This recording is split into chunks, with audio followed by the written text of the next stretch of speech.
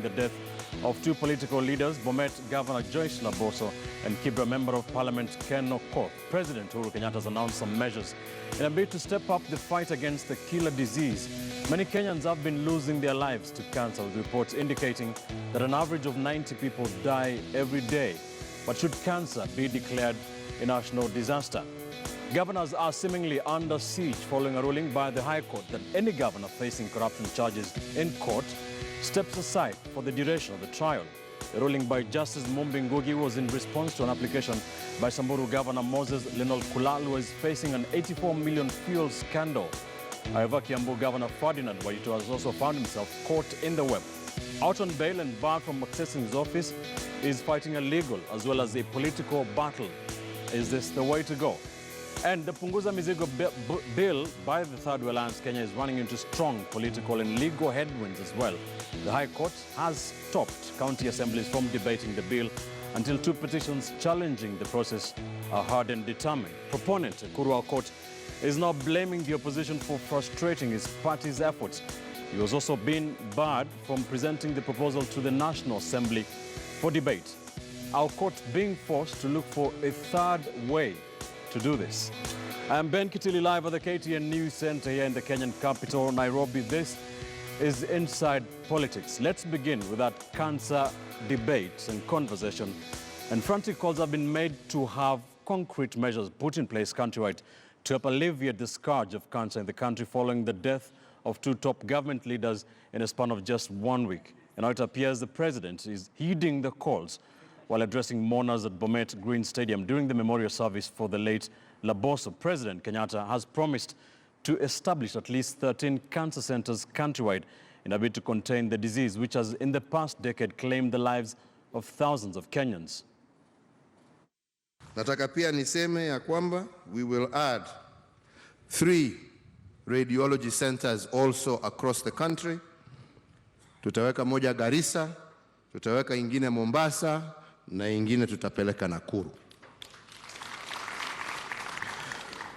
Tutaongeza pia 10 chemotherapy centers, moja Mombasa, ingine tupeleke Kisumu, ingine Kakamega, ingine Garissa, Nyeri, Nakuru, Meru na Machakos. Tuta upgrade MTRH kule Eldoret, na ndio pia iwe one of the centers of excellence ya cancer treatment, na pia kufundisha vijana wetu oncology ndio waweze kutusaidia, so that we shall also do. Pia Kenyatta University Hospital will be opened next month, na hiyo pia itakuwa na facility ya kutibu wa Kenya juu ya mambo ya cancer. Na tutaongeza ingine 2 centers of excellence, moja Kisii na ingine Nyeri. All right, let me introduce my panel to this Sunday. I have with me Dismas Mokwa, political risk analyst, and the Duke of Mosoche himself. I have with me Mark Bichachi, who is a communication strategist, as well as Jerotich Sei, governance and humanitarian consultant, and Hesbon Owila, political analyst and communication strategist as well. Ladies and gentlemen, good to have you with me on the show. Thank you. Let me begin with you, Dismas. This conversation has been ongoing, but it seems to become more pronounced every time we lose an influential person to cancer. What are your initial thoughts to what's happening in the discussion that is ongoing right now? Well, it's all about the animal farm, because we have, according to records, about 100 Kenyans dying every day because of cancer. But if you're not a powerful man in society, then the national leadership doesn't seem to recognize that. And it's very sad, in fact it's a tragedy, that what we now have is a knee-jerk reaction. That every leader, including the president and the governors, they say they want to declare it a national disaster or a national emergency, instead of looking at the healthcare infrastructure as a whole. So if you declare cancer today a national disaster or a national emergency, so tomorrow you're going to declare diabetes a national disaster or a national emergency? Or are we not supposed to look at healthcare in Kenya as a whole and look at the situation? But in as much as we do this, we must remember what Professor Nyang' Nyong'o said, There is not going to be about brick and mortar. The president has made announcements of many radiology centers, many facilities to be sent countrywide, centers of excellence. But that will be a waste of time if you don't have the human capital, if you don't have the resources. And Anyang Nyong'o put it very well, that we need more scholars and researchers in cancer. If you don't do that, you'll have the brick and mortar everywhere, but it will count for nothing. You remember a few years ago, the county governors were forced to take medical equipment. Yes. All of them had the cancer, they're supposed to be detecting cancer, but you don't have sufficient number of oncologists. Doing research for this show, I spoke with a senior medical doctor who says Kenya has got only 30 oncologists. I understand there's a division. Which is a big improvement also. I was speaking to another one. She tells me it's a big, that things are not as dire as people are making them out to be, that 30 oncologists is a big improvement from what we had, 5 years ago, say. Yeah, in a population of 50 million, if you've got a patient and you take them to Kenyatta National Hospital, you'd expect them to get immediate attention, but the list is from Nairobi to Timbuktu. You'll wait for 1 year before a patient gets attention. And what will be happening to the patient's body in 1 year? They'll be wasting away. So that's an issue of national concern. But where the rubber really meets the road is the issue of corruption. There's a very good connection between corruption and cancer in Kenya, because most of the foods consumed, especially in the urban cities in Kenya, is carcinogenic. But you have government agencies like the Kenya Bureau of Standards. I don't know whether they do their work. Not long ago, we were told that the sugar we were consuming in Kenya was laced with mercury. We don't know the outcome of that. People here in Nairobi grow foods, vegetables, by the sewage. And it becomes very dirty. You get a lot of stuff coming from outside Kenya, all of it which is carcinogenic. Yet you have government agencies which are supposed to be doing that. That's an issue of concern. Then number 3 is commercialization of cancer. And a medical doctor tells me, the senior medical doctor tells me, that if you're in that level 4 or stage 4, you'll go to the hospital, and the medical doctor knows for a fact that you're going to die in 6 months. But instead of giving you that palliative care, giving you painkillers, or even marijuana, as Ken Okoth was suggesting, so that I know your last 6 months are very solid. They'll tell you we're going to give you chemo, we're going to give you these drugs, and they know very well you are going to die in 6 months. Right. So the only thing they're doing is making money out of you. So the commercialization of cancer treatment, and believe you me, when you go to these private practitioners, they don't see you as a patient. They see you as a client. Right. So they want you to go back to the village, sell your 2 pieces of land, sell your cows, sell your goats, chicken, knowing very well that all you needed was palliative care. Those are the issues we must address. That's a good point. It speaks to the cost of cancer treatment, Mark, and management as well. Where do you think we stand as a country in terms of the cost of cancer treatment? Ben, your question is quite accurate, and it actually speaks to the crux of the matter. The crux of the matter is that cancer is an emergency, not just because it's taking lives, but because it's leading families to financial ruin. The leaders who unfortunately have passed on had the wherewithal to go to London and go to India and seek help, because that help is not available here. But what is available here? 1 dose of chemotherapy is 30,000 shillings, and you need 6 at a go. So every time you go for chemotherapy, it's 180,000. The radiotherapy machines are equally expensive. So the reason why you want to declare it an emergency is because it is cheaper to treat diabetes than it is to treat cancer. It is an emergency because it is leading entire families into abject poverty. And how do you address that? Number 1, we need to be able... Before you continue, to just stress your point or get a clarification, it's more expensive to treat cancer than to treat pneumonia. Pneumonia kills more people than cancer. Where does that leave? And let's even put it in better perspective. Pneumonia drugs are available, cancer drugs are not. In fact, let's look at HIV. Part of the reason we declared HIV a disaster is if today you are going to buy ARVs at the market rate, you'd be paying 60,000, 70,000 shillings to get your ARVs in a month. Today, because of the actions that were taken in 1999 by the Moi government and various governments across the world to make ARVs available, treatable. Today, HIV is not just, it's not a death sentence, one, and two, it is not a poverty sentence either. And that's a critical factor for the nation to consider. We must make it affordable because, let me tell you, you go put a radiotherapy machine in Kisii and ask yourself the question, how many Kenyans can afford the 20,000 shillings per session, whatever it is you're going to charge for it to work? Right. And how many harambes are we going to have around the issue of cancer? And what Dismas said is correct. There is a big problem in as far as information is concerned around cancer. If you looked at social media today, where everyone became an oncologist and everyone was an expert, and it was about phones, and it was about food, and it was about sex, and it was about everything that there is about cancer, you realize that people are working and on speculation instead of working with fact. Right. And that's why it's also important to inform people about how they should grow their food. That you should inform people whether the fish you are getting from China has high levels of mercury or not. Those are the things that we should know. If a journalist is saying that there are drums of radioactive material in our northern frontier and we've done nothing about it, those are issues that we need to address. Right. But there's also the need to explain to Kenyans what is stage 1 cancer, what is stage 2 cancer, what is stage 3 and stage 4, so that I know if I have cancer on my kidney, on my liver, and in my lungs, and it has spread to all those organs, and I'm in stage 4, because, then I better manage my pain and save my family from poverty than be subject them to flying me to India.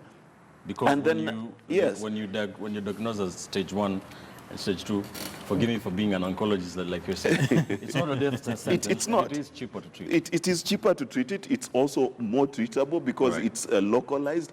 Chemotherapy and radiotherapy can help you. But when you're on stage 4, even Madam Loboso's, Governor Loboso's husband spoke about it, and he said they went to the UK and the UK told them we can do nothing. They went to India and the Indians told them they could do nothing. And those are some of the realities that we must be able to face. And so according to you, it's an emergency? Yes, it is. It's a financial emergency. But you know, Ben, the trick is that if you go to Afya House, whatever you are discussing is gathering dust.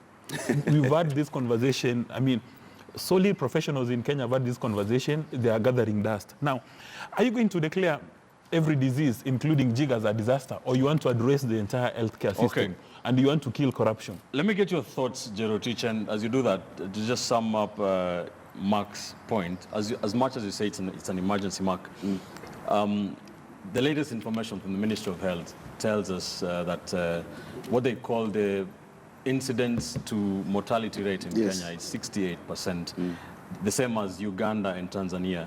In fact, Kenya is the best in the region. In India, which has a relatively more developed health system, it is 67%. So it is. No, but it looks to be. India is the worst place to compare anything with. Look at India has 300 million poor people.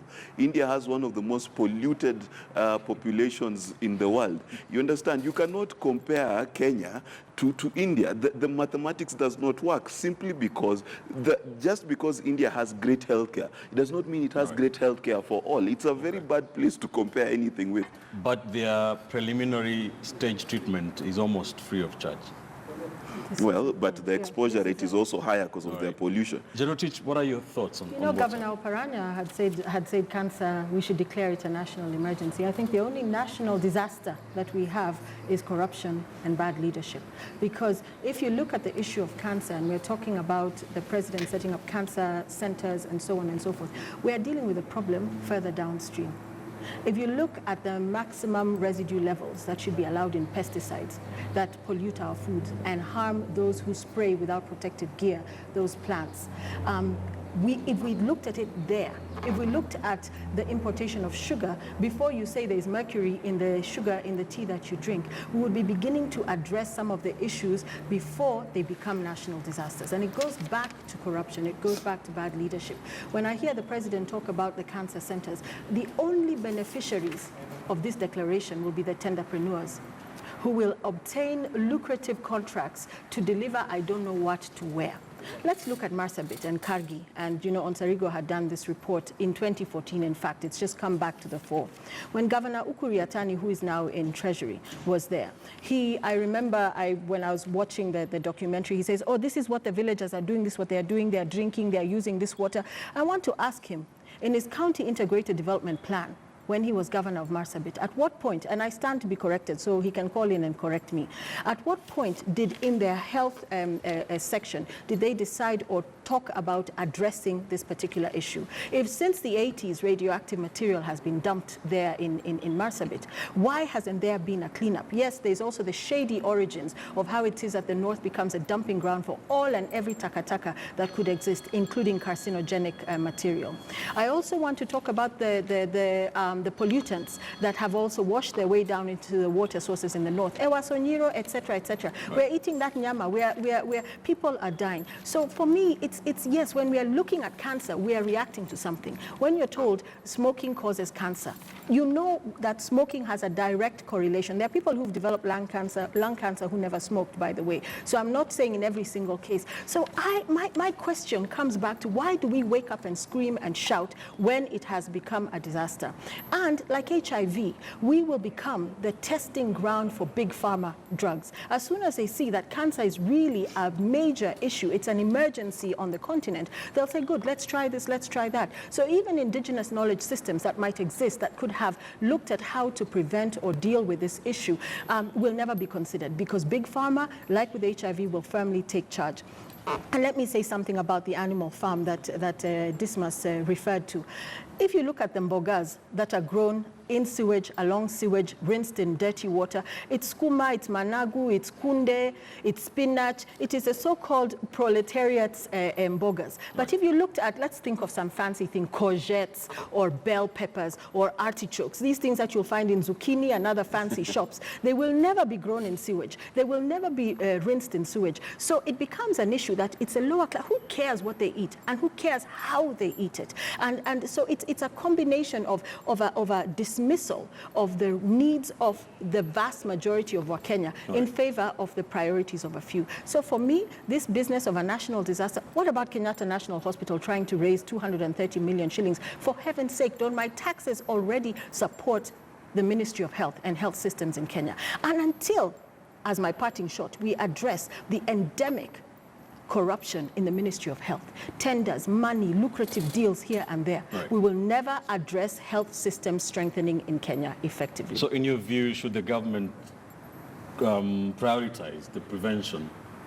Yes, I always believe prevention is better than cure. And still, even when you prevent, you will have cases. So I'm not saying if we prevent, you will never see another cancer case in Kenya. But it's about prevention. And if the government does not invest in prevention, but what is the government's interest in investing in prevention? It's more lucrative to invest in cure, not even the palliative care, which would cost much less when people get to stage 4 and so on and so forth. Yeah. Hezbollah, what is your take on this? Do you think the government is doing enough? There is a 5-year cancer strategy that, like Dismas, to borrow Dismas's word, is gathering dust at Afya House. It is supposed to involve 2 of the largest referral hospitals in Kenya, the MTRH and Kenyatta National Hospital. But there seems to be some gaps in terms of the monies allocated to healthcare for devolution and what's needed to be able to buy machines and to train oncologists and to buy drugs. What do you think the government is investing enough? Well, I mean, you can't say that the government is investing enough for the simple reason that I think access to medical health is still, not quite easy for the common mwananchi there. and for me, I think the step that the president is taking is a very bold step, because when you have brick and mortar, you have the infrastructure. The other bit of now ensuring that everything else functions can only function within an infrastructure. But then the most important thing for me is not even declaring cancer a national disaster. The most important thing for me is how do we ensure that at an individual level, Kenyans can actually go and seek medical attention, and how do we make that medical access quite cheap for Kenyans. Because if we talk about palliative care, we are talking about people who are already in the danger zone, people who are already in stage 3, stage 4. But how do we deal with this? If we can arrest cancer at stage 1, stage 2, then it will be fairly treatable even if we invest in MTRH and Kenyatta National Hospital and other centers that will be opened. So the issue of frequently going to hospital is not a culture that Kenyans have, for the simple reason that what you don't know does not affect you. So Kenyans are very apprehensive of seeking comprehensive medical checkup. And incidences of cancer being arrested are therefore delayed simply because Kenyans are not so sure that if I go for checkup and then I'm told that this is what is ailing me, how am I going to handle it? How is my family going to take it? So if the government was to invest in providing access, free access to medical facilities from the top counties to the least populated counties and the poorest counties of them all. Because if you look at why we are talking about cancer, it's because prominent people have died. And research shows that between 90 to 100 die almost every day of cancer. And that is outside the people who even get to the medical facilities to be recorded because they cannot access or they don't have the finances to access. So if we talk about free universal medical care and we provide that, and then we inculcate the culture of encouraging people to go for medical checkup and facilitate how they can then handle that in case of any diagnosis that is adverse, I think we'll be making a bold step. And then that would make it easy for this brick and mortar and all the investments that the president is talking about help the people of this country. Right. But I think what Professor Nyang'nyong'o is saying is also very crucial and it needs to be put into perspective. That we need a lot of research in this area. We need to invest in not just the personnel who are dealing with cancer, but even the people who are dealing with the equipment that will help detect cancer at a very early stage. All right. Let's talk about, as we wind up on this, Dismas, what is just put in, out there, that is the treatment focusing on the healthcare system as a whole. If you improve the entire healthcare system, it will not be, you don't have to try to focus on the cancer itself. An example, I was talking to an oncologist last week, and she was telling me if the government, for example, has 10 billion, and there's cancer and there's pneumonia, there are 40,000 people with cancer who are in danger of dying of cancer. There are 10 million or 5 million children who are in danger of dying of pneumonia. 30% of the cancer patients will survive. 90% of the pneumonia kids will survive. Where does the government, take the monies? Well, every single human life is important. So whether it would be pneumonia, cancer, or even jiggers. And in my view, it's supposed to be a holistic approach that every single life in Kenya matters, whether it's going to be cancer, pneumonia, jiggers, diabetes, or even a cough. And the tragedy we have is lack of priorities. It's so embarrassing that the Council of Governors, through their chairman, Honorable Oparanya, is the one who is crying to the head of state, saying that I declare this a national disaster or an emergency. Never mind that it's the county governments that are responsible for healthcare. That's number one. Now, you've got a number of governors today who are accused of corruption. Others have stolen as much as $500 million. So you begin to wonder, if you have been elected by Mura, you've been given powers to take decisions and allocate resources. Where do you get these guts from to come to a funeral and start pleading with the president that we need more resources for cancer? And then you go ahead and mention your county as number 2. For instance, what has Governor Paranya, in his capacity as the number 1 chairman Council of Governors and as the governor for Kakamega, done around healthcare in cancer? And sometimes, when you look at these leaders, you begin to wonder whether or not, in fact, we are not on autopilot and we are about to get into turbulence. And this animal farm issue we must stress it and re-emphasize. Believe you me, if the 2 prominent leaders are not died, right now we wouldn't be discussing about it. And these are the leaders who've been given powers to go to the National Assembly and allocate resources. These are the leaders who are supposed to come up with laws on this. So in my view, if you say that you are going to set aside resources for pneumonia, for cancer, it has to be everything. Remember we had a program with Cuba What happened with that facilities? What happened with the medical doctors? Did we get our oncologists? Okay. I mean, what are we borrowing from Israeli? Okay. And all these things about establishing the mortar and brick, if you're not very careful, you know, they're going to pass laws, they're going to allocate resources. If it actually actualizes, All right. 1 year from now, we'll be discussing corruption, that a certain amount of money was set to put up a cancer center of excellence in Kisii. It's been stolen. And it's been stolen. Very quickly, Mark, back to the president. He's being accused of a knee-jerk reaction. Some people have been suggesting that instead of the big four agenda, he should have a big one agenda on healthcare, and that will be a bigger legacy.